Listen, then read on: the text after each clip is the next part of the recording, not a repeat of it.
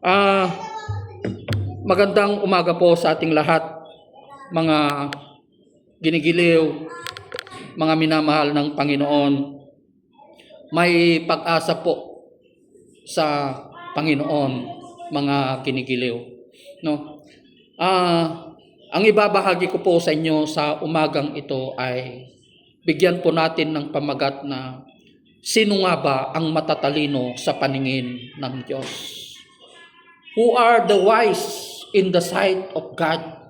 Sino nga ba ang matatalino sa paningin ng Diyos at sino nga ba ang mga hangal sa paningin ng Diyos? Who are the stupid in the sight of God, mga ginigiliw? Alam nyo mga ginigiliw, hindi dahil isa ka ng abogado, isa kang doktor, doctorate, engineer, accountant, mataas sa katungkulan, matalino ka na sa paningin ng Diyos. Hindi po yun ang sukatan ng Diyos ng isang tao ay matalino. Laglagipin nyo dito. Hindi yung naabot natin, mga ginigiliw, ang sukatan upang ang isang tao ay matalino sa paningin ng Diyos. Sino ang nagpapako sa ating Panginoong Jesucristo? Alam niyo kung sino ang nagpapako sa ating Panginoong Jesucristo? Mga abogado ng Israel. The lawyers of Israel. Pinag-aaralan nila ang batas ng Israel. Opo. Si Paul, he is a lawyer. Pero kinundena niya yung mga Kristiyano noon nung hindi pa niya nakilala ang Panginoong Jesucristo. Marami siyang Kristiyano na pinapatay. Diba? Dahil sa kanyang sariling karunungan.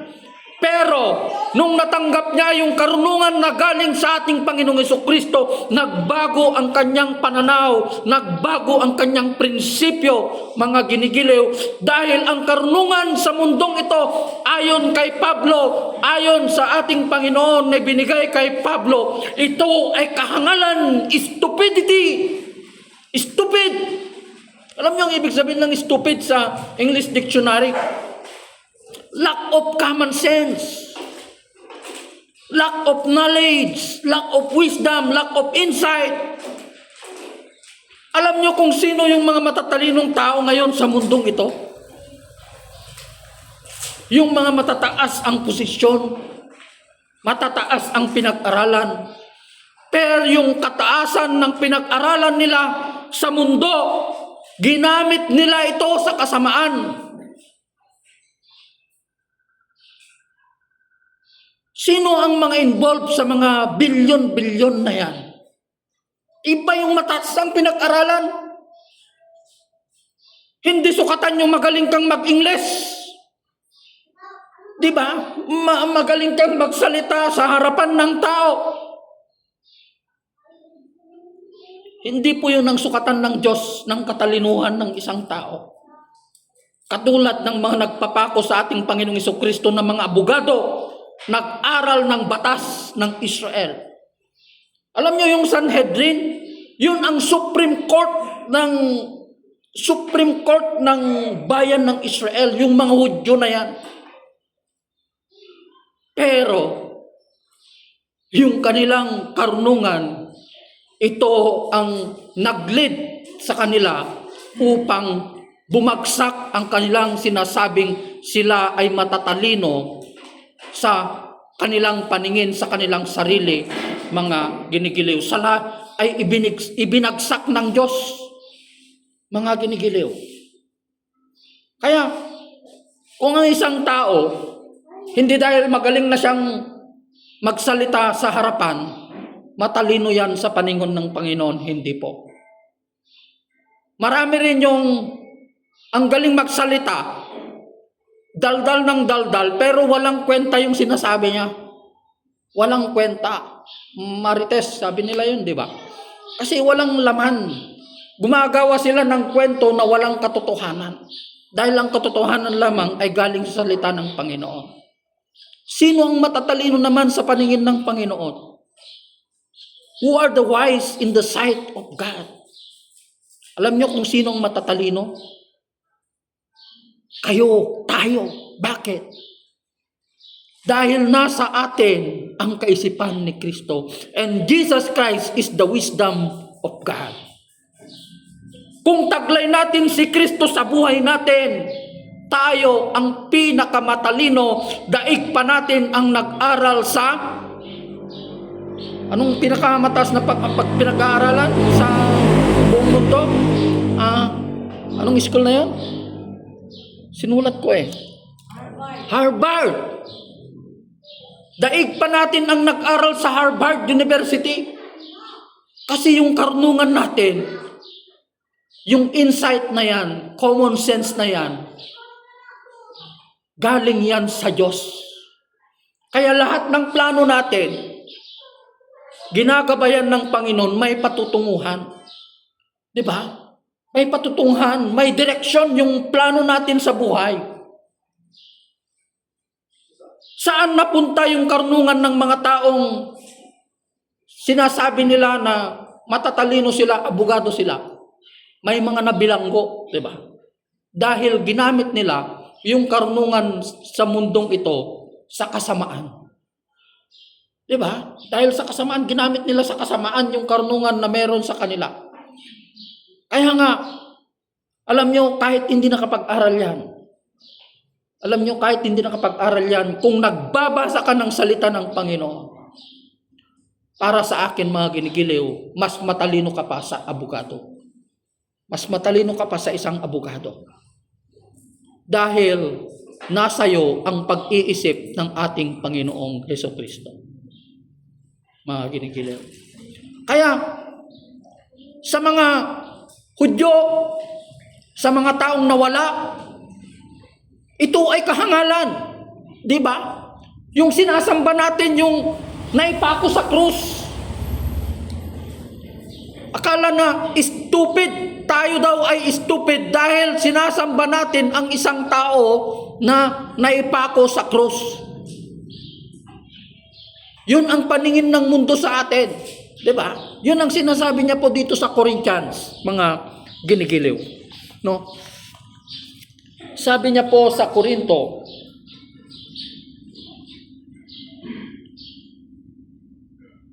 sa 1 Corinthians 18, ang mensahe tungkol sa pagkamatay ni Kristo sa krus ay kahangalan para sa mga taong napahamak. Ito daw ay stupidity daw para sa atin na tayo ay napahamak. Yun ang sinasabi po ng salita ng Panginoon. Ngunit ito'y kapangyarihan ng Diyos. The power and authority of God para sa atin na naligtas, mga ginigiliw. Kaya, ibagbaga ti tao, maag kayo. Alam mo, ti maag, stupid. You're stupid.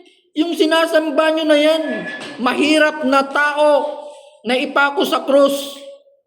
Kahangalan para sa kanila yung ginagawa natin, na sinasamba natin ang isang tao, nagkatawang tao na Diyos na ating Panginoong Hesukristo. Marami sinasabi po nila, kahibangan daw yung ginagawa natin. Yung tinataas natin yung kamay natin, nagpupuri tayo, umiiyak tayo. Diba? Aglaglag to tayo. Umiiyak, umiiyak ka. Sabi nila, nahihibang ng mga yan. Born again Christian na yan. Sira ulo ang mga yan. Sinasabi po nila, hangal ang mga yan, stupid ang mga yan. Pero, hindi nila alam. Ito ay kapangyarihan ng Diyos para sa atin na naligtas. Praise God. Na naligtas. Mga ginigiliw. Sabi niya dito sa 19, sapagkat nasusulat, sisirain ko ang karunungan ng marurunong, sabi niya po, at gagawin kong walang saysay ang katalinuhan ng matatalino. Sino ba ang mga gumagawa ng kasalanan na sinasabi ko? Yung mga ipamatalinong tao, di ba? Ano ngayon ang kabuluhan ng marurunong, ng mga tagapagturo ng kautusan, dagiti adult law, expert of the law, abogado ang sinasabi niya dito. Sa kapanahunang ito, ipinapakita ng Diyos na ang karunungan ng sanlibutan ito ay pawang kahangalan lamang. Stupid. There was one time when I was assigned in part of downstream nung isa po akong pulis, mga Ginigiliw. Yung isang abogado, kasi sa police station, the court is just adjacent to the police station. So katatapos ko pong mag-share ng salita sa mga tao doon na nag-attend ng hearing. And it so happened na may isang abogado. So nagpakilala ko na pastor. Kung ayaw nga kitang tawagin na pastor, sabi niya sa akin, sir nga gusto ko Hindi ko alam kung ano yung relihiyon niya. Basta ayaw kitang tawagin na pastor, sabi niya sa akin. Ay, pasensya na po, attorney. Sorry po kung mali po yung pag-address ko sa sarili ko. I'm sorry, pastor. So, yun, ang masasabi ko sa'yo, no, brother, ayaw nga kitang tawagin pastor sabi niya sa akin. Basta sa akin sabi niya. After 1 week, namatay. Namatay po, promise to God. Namatay po siya. Ano ngayon ang kabuluhan ng isang matalinong tao na nag-aral ng batas ng tao? Kaya nga sabi ng salita ng Panginoon, do not touch my anointed one. Dahil ang lingkod ng Diyos, ang isang pastor, ang katapat ng buhay ng isang pastor ay 10,000 nakawal.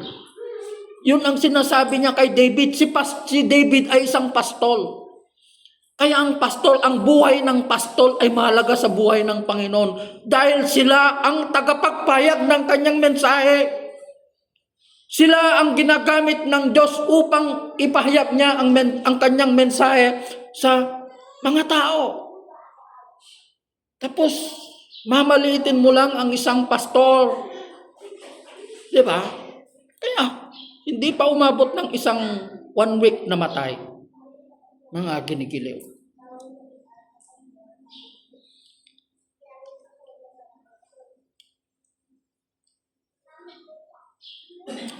Dito po sa 21, sapagkat, sabi niya po, ayon sa karunungan ng Diyos, according to the wisdom of God,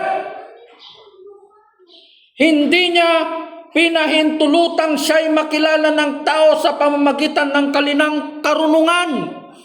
Hindi daw pinahintulutan ng Diyos ang matatalinong tao nagsasabi na sila'y matatalino na makilala nila ang Diyos. Yung mga nag-aral ng teolohiya, nag-aral sa Bible school, kung alatan, theology. Hindi. Kasi kung lahat ng nag-aaral ng theology galing sa Bible school, nagpastor sana silang lahat, bakit hindi? Yung 50, baka 3 lang ang napili doon. Di po. Yung iba hindi sila nagpatuloy Yung kapatid ko nga, pastor yun may Master of Divinity pa yon. Natapos niya yung Master of Divinity, pero hindi naman siya nagpatuloy. Pastor po yun. Nagpastor lang siya ng mga wala pang 5 taon. Wala na, hindi na siya nagpatuloy. Hindi niya sila pinahintulutan na makilala sila sa pamamagitan ng pag-aral ng pagka-Diyos ng Diyos, mga Ginigiliw. That is not the guarantee. Hindi yun ang garantiya na kapag nag-aral ka na ng pagka-Diyos ng Diyos ng teolohiya, ay matalino ka na sa paningin ng Panginoon. Kasi yung nag-aral ng pagka-Diyos ng Diyos, ulitin ko na naman, sila pa mismo ang nagpapako sa ating Panginoon. Diba? Sino ang nakakilala sa Panginoon? Sino yung matatalino na sinasabi ng Panginoon? Bulag. Imagine yung isang bulag na kilala niya si Kristo, nakilala niya ang Diyos. Bulag. Jesus, anak ni David, dinedeklara niya yung karunungan ng Diyos, the deity of God. Imagine that, no? Bulak, pipi, mga mangingisda, mga ordinaryong tao, bayarang babae. Yung Samaritanang babae na umaamin sa kanyang sarili na siya ay marumi. Diba? Isang tax collector na dinadagukan niya yung kanyang dibdib na hindi man lang siya makapasok sa loob ng templo. Hindi niya maiangat ang kanyang mukha. Sinasabi niya sa kanyang sarili, dinadagukan niya ang kanyang dibdib. Panginoon, isa akong makasalanan. It's not the guarantee na dahil nanggaling ka na sa Bible school, pinili ka na ng Panginoon. Baka baliktad na, lalong-lalo na kung alam mo na ngayong katotohanan, nagpapatuloy ka pa rin sa kasalanan. Tapos mag-share ka ng salita ng Panginoon. Do you think na magbibigay ng tamang pahayag ng Panginoon sa'yo? Sigurado ako baliktad na ang pag-share mo ng salita. Babaliktarin mo na yung katotohanan ng salita ng Panginoon. Baliktad na ang pagkaintindi mo.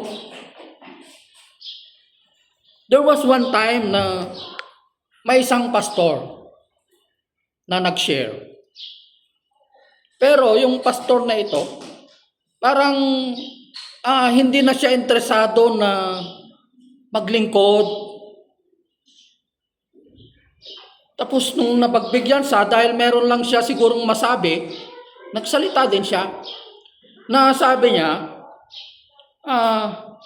kahit kapatid ko yan, sabi niya, kahit gumagawa ng kasalanan yan, ipaglalaban ko yan kasi kapatid ko yan kadugo ko yan mamahalin ko yan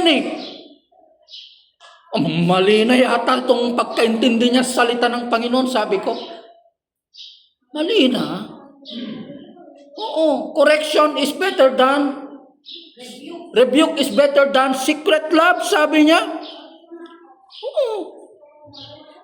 Rebuke is better than secret love. Bakit mo? Okay lang yan. Okay lang, gumawa ka ng kasalanan. Pwede lang yan. Hindi po. Hindi po. Ako po, sa totoo lang, napakaingat po ako. Lalong-lalo na sa loob ng church. May isang kabataan dito. Pastor, magkakaroon kami ng bonfire sa bundok. Doon kami magbo-bonfire ng mga kabataan. Nireject ko po yung request niya. Nireject ko po. Hindi po tayo nagpaparami dito. Nireject ko po. Kasi maraming mangyayari sa dilim. Once na nagdikit ang katawan ng babae at lalaki, may makokuryente dyan. May makokuryente. Kaya po, bakit kanyayo? Oo. Napapansin nyo?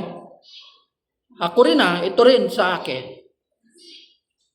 Pag may mga pumapasok dito na mag-asawa, kung napapansin nyo, hindi po ko kinakamayan ng babae. Napaka-sensitive ako sa bagay na yan.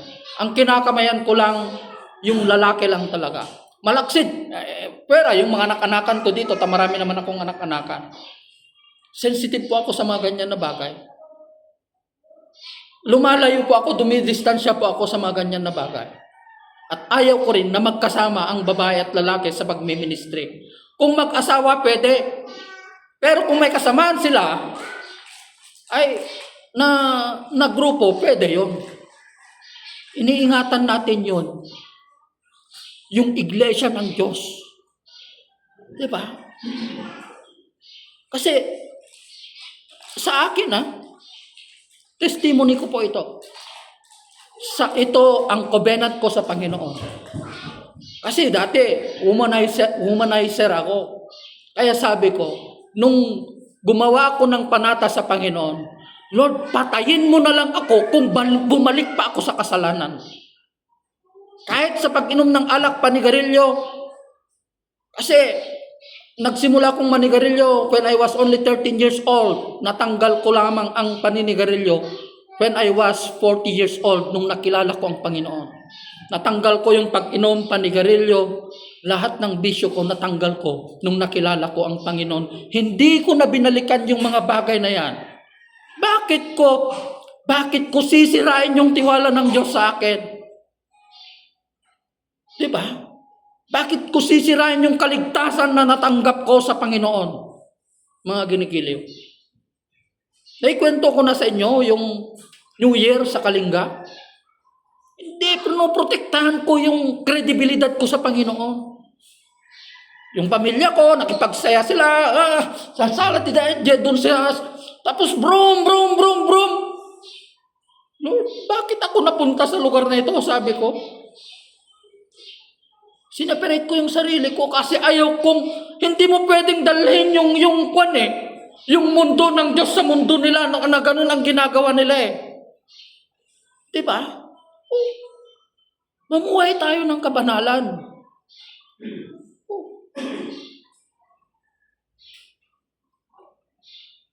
Kasi pastor po ako.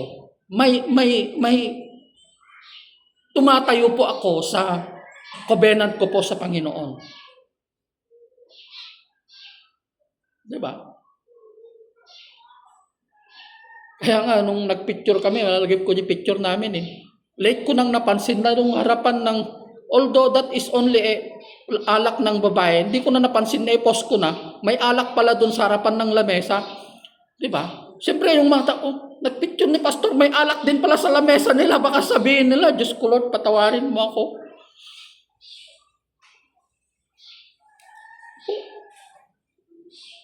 Kaya yun ang sinasabi niya sa Matthew 6:33.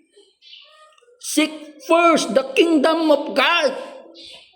Who is the kingdom of God? Jesus Christ is the kingdom of God. And His righteousness.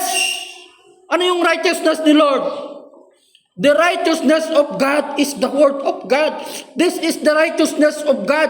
Yung mamuhay tayo ng katulad ng ating Panginoong Jesucristo, mga ginigiliw. Diba? Po.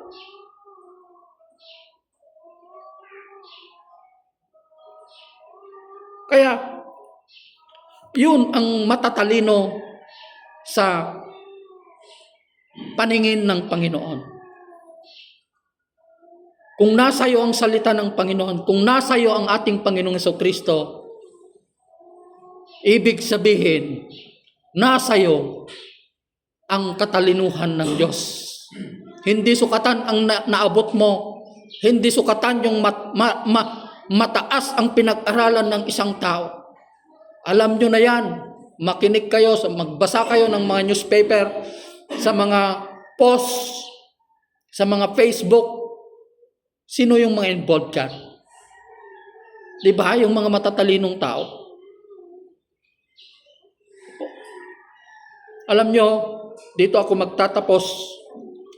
Alam nyo, ang matalino, sabi niya po sa Santiago, James 3:13. Ito ang isang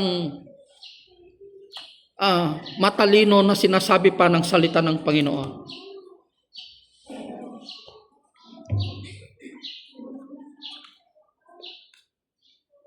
Ito ang karunungan na mula sa Diyos, sabi niya po, mga ginigiliw. Sino sa inyo ang marurunong at nakakaunawa?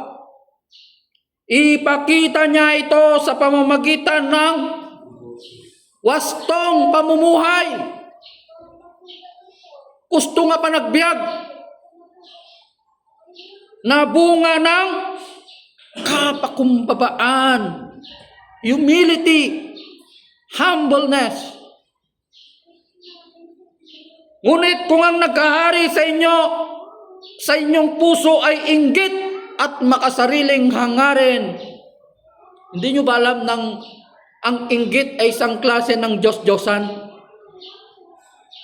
Kung ikaw ay naiinggit, ibig sabihin ang Diyos mo ay demonyo. Lalong-lalo na kung ikaw ay Kristiyano. Huwag ninyong ipagmalaki at huwag ninyong ikaila ang katotohanan. Ang ganyang karunungan ay hindi galing sa langit, kundi makaluma at makalaman at mula sa demonyo. Sapagkat saan mang naghahari ang inggit at makasariling hangarin, naghahari din doon ang kaguluhan at lahat ng uri ng masasamang gawa. Di ba? Masasamang gawa. Ngunit ito, mga ginigiliw, ito ang karunungang mula sa langit, heavenly wisdom, insight. Wisdom, insight, discernment. Una sa lahat ay malinis, mapayapa, maamo, mapagbigay, puno ng awa, masaganang namumunga ng mabubuting gawa, hindi nagtatangi at hindi nagkukunwari, namumunga ng katuwiran, ang binhi ng kapayapaang itinanim ng taong maibigin sa kapayapaan. Kapag taglay po natin ang lahat ng ito, yung karunungan na mula sa langit, mga ginigiliw, doon mo makikita na yung karunungan na yan ay galing sa ating Panginoong Jesucristo.